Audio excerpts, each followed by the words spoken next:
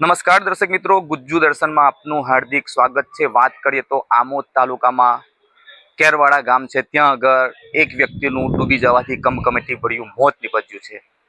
આમોદ તાલુકાના કેરવાડા ગામે ગરમીનો પારો હાઈ હોય, જેને લઈને અનેક યુવાનો અત્યારે નહાવાની મોજ માણી રહ્યા હતા। જ્યાં 44 વર્ષીય રાયમલભાઈ રાઠોડ તેઓ તળાવની અંદર નહાવા પડ્યા હતા અને ત્યાં તેઓ ડૂબી ગયા હતા, જ્યાં તેમનું કમકમાટી ભર્યું મોત નીપજ્યું હતું। ગામ લોકોની હાજરીમાં જ તેઓ ડૂબી ગયા હતા તેવું જાણવા મળી રહ્યું છે। જ્યાં આ વાત સમગ્ર પંથકમાં ફેલાતા ગામ લોકોમાં શોકનું મોજું ફેરવાયું હતું। તાત્કાલિક તેમને તળાવમાંથી બહાર કાઢવામાં આવ્યા અને આમોદ સામૂહિક આરોગ્ય કેન્દ્ર ખાતે લાવવામાં આવ્યા, જ્યાં તબીબે તેમને મૃત જાહેર કર્યા હતા।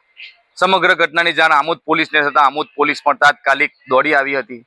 ત્યારબાદ જે તેમનો પરિવાર છે તેમના અંદર જે શોકનું મોજું ફેરવાયું હતું અને તેમનો જે મૃતદેહ છે તે મૃતદેહ વહેલામાં વહેલી તકે તેમના પરિવારને મળે તેના માટે પોલીસે તેમની કાર્યવાહી આગળ હાથ ધરી હતી।